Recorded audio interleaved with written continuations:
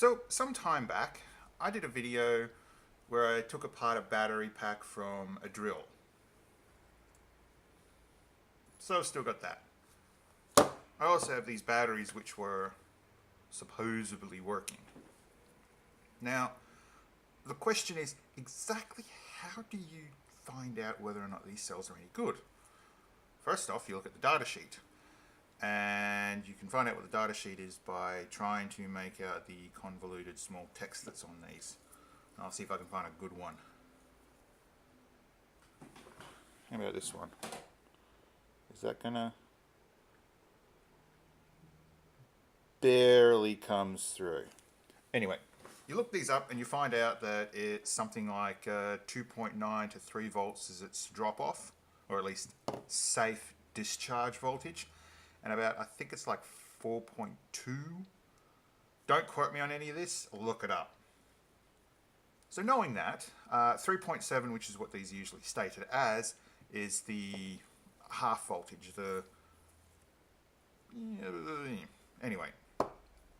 So to find out whether or not these are still any good, we need to be able to measure them. And that's where Mr. Multimeter comes in. Honestly, I wish I could afford one locally, but...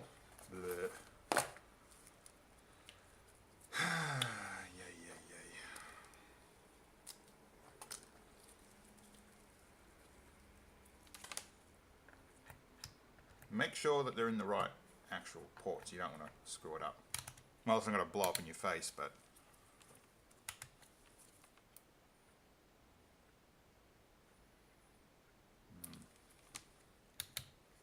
Okay, so let's measure these cells. 1.3 volts. Not very good.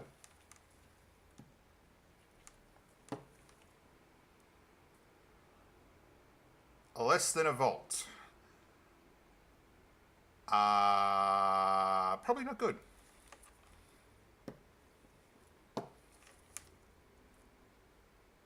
.3 volts.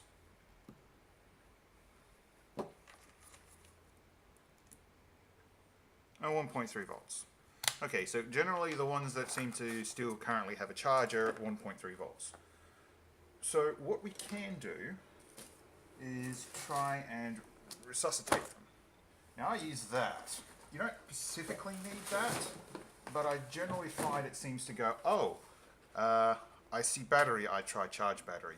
Whereas this will most likely chuck a hissy fit and not charge at all. So let's give that a try, shall we? First off, I'll try the RC one.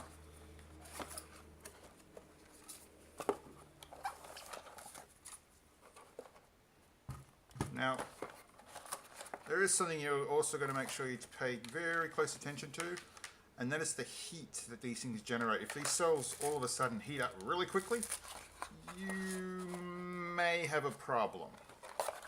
Actually, you do have a problem if you take it off charge immediately in the event that it does blow up. And that's the last thing you want to happen. And if they turn out to be dead, just don't throw them in the bin, take them to a proper recycling centre. Or in some cases, there are stores that will take them off your hands and recycle them properly. So, yeah.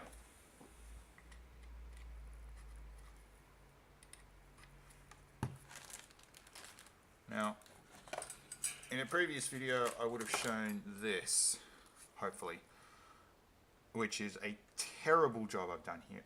Utterly terrible. But it's got what I want, which is holders for some 18650s. Now, unfortunately, this one has lost a leg, but this one hasn't, so I'm going to have to wire up to this thing. And I forgot something, so... naughty.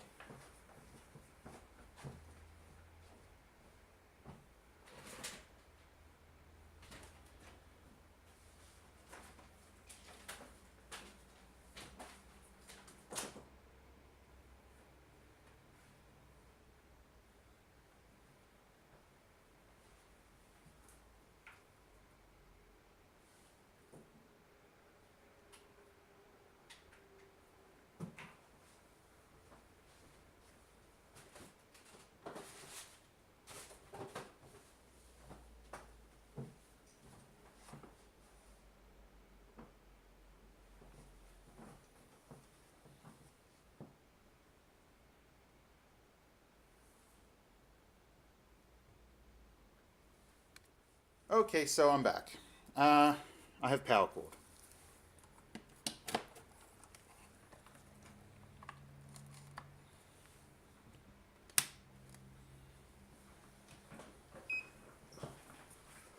Now, we're going to make sure we put these to the right sort of settings. So to do that, I will first attach this in a way that hopefully won't cause it to short out and cause a major problem somewhere down the track. Oh wait, that's not how I did it last time.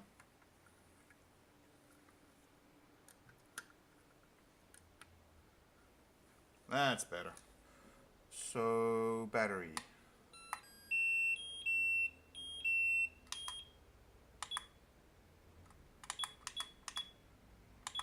So, charge. That's fine. That's not fine. Lipo, leafy, iron.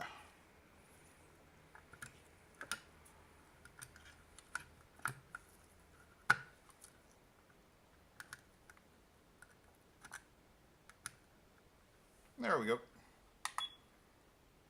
I'm going to drop that down to about 1 amp.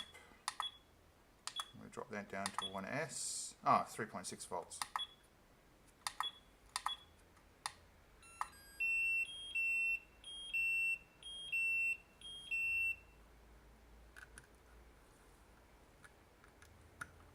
Try that again.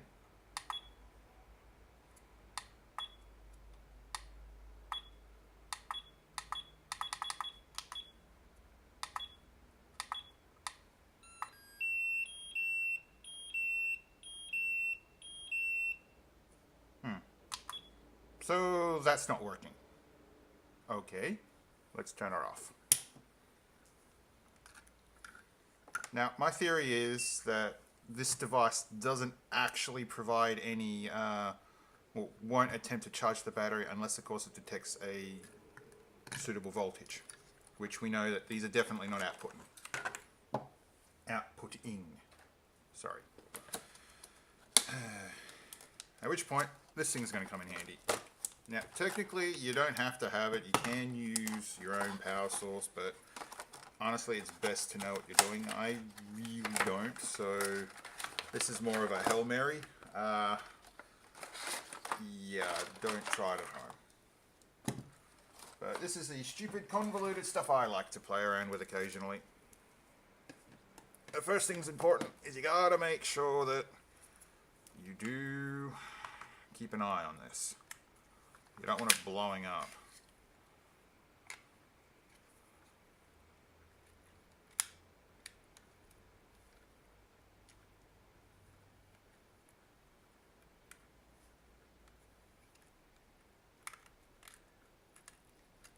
Okay. So sit you there, and I can turn this thing on.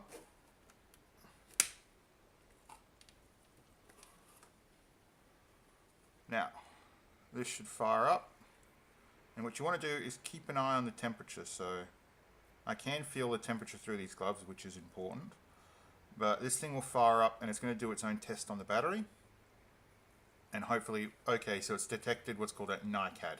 This isn't a NiCad. Now, don't wrap your finger around it like that. Hold it to the back so you can tell what the actual temperature is. Now it's detecting a NiCad but 2.4 volts, which is an improvement. So it's automatically adjusting. Now, something that was pointed out to me about this particular product is that it's not for sale. It shouldn't be for sale in Australia, which is where I bought it from. Okay, so now that's popping up with an error. Disconnect and reconnect.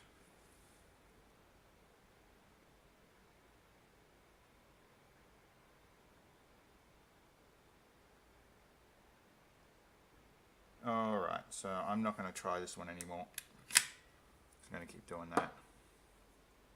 You got to be very fussy with used batteries, because if you're not, you could end up causing yourself some major problems. which, trust me, you don't want to do.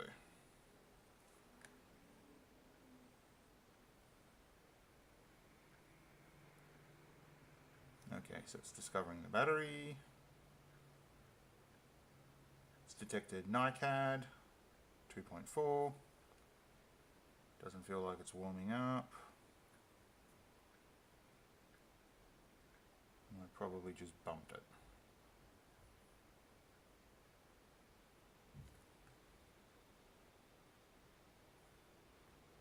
Okay, usually when I've come across a battery that's been discharged and that's charging up, it will go to what it did just now, and then it will jump up even once more once it's been able to retain a charge. But if these aren't retaining a charge, don't bother trying to resurrect them.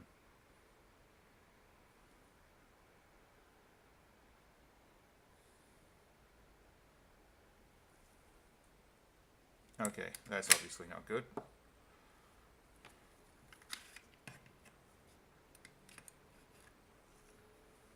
And again.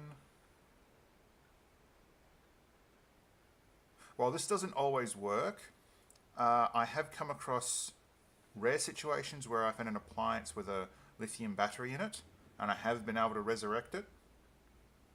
I did it with a Game Boy Advanced SP, and surprise, surprise, it still seems to work. So, yeah, that's great.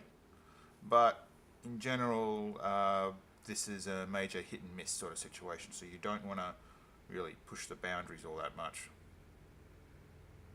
Okay, I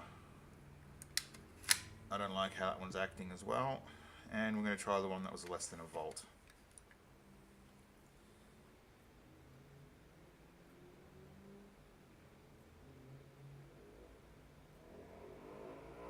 Yep. Okay, so turn that off and unplug it.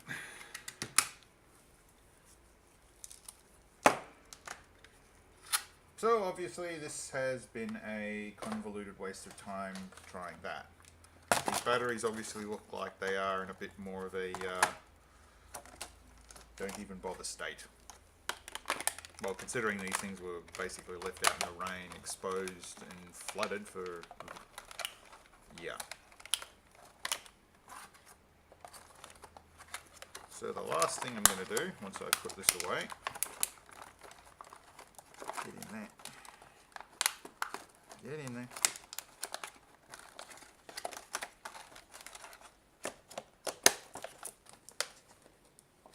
Fire this thing back up again.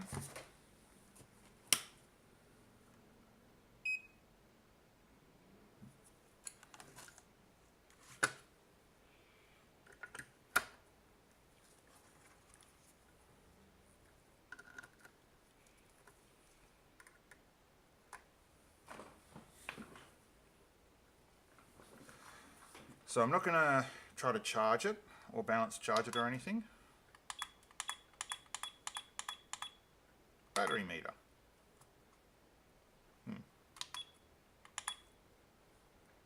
Battery resistance. Yeah, probably not good.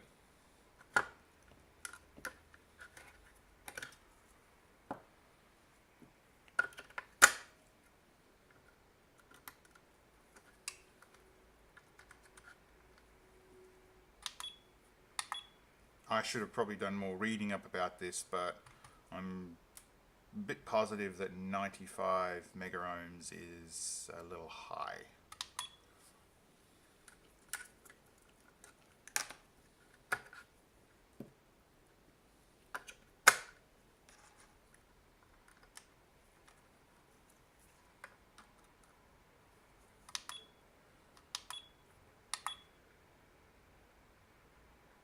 Seven. Although maybe not. I can't remember.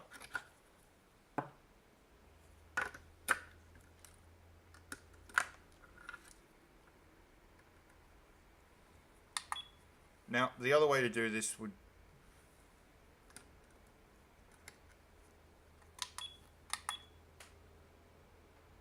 Yeah, that's probably not good. No battery found. Okay. So, these have been my two tools that I've got. My little playthings that I have for playing with this sort of stuff.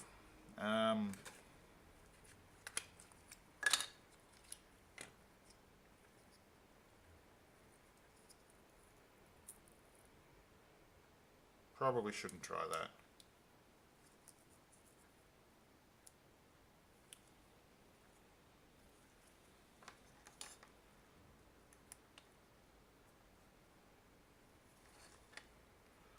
Although honestly, it should be a lot easier.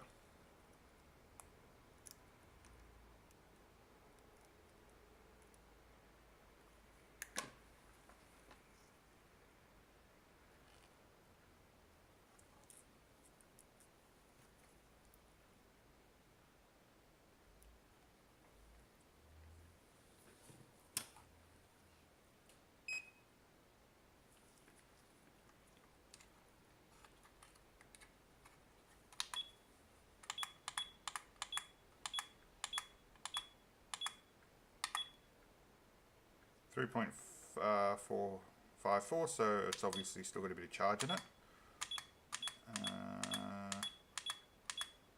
Battery memory, system settings, battery resistance. Okay, so obviously the mega ohms that I was calling out before. Well, this thing seems to, so these are 3.7, not, I always get confused with things. Anyway. So this is obviously working battery, although I wouldn't consider it to be one of the best after where I bought it from, so that's, yeah. But anyway. So having working batteries to be able to play with initially to find out what's good and what's not, it's always a good idea. And stuff like this are pretty easy to come across if you're in a populated area or heavily populated area. The other thing is you could also just order off the internet. I mean, the shipping time would be a nightmare, but yeah. And this is just one of my little backup sort of emergency in the event that stuff happens. Well, it's going to be a totally waste of time uploading this, but I figured why not? Show off my toys, like I've already done before. Anyway, thanks for watching. Yibbity yibbita.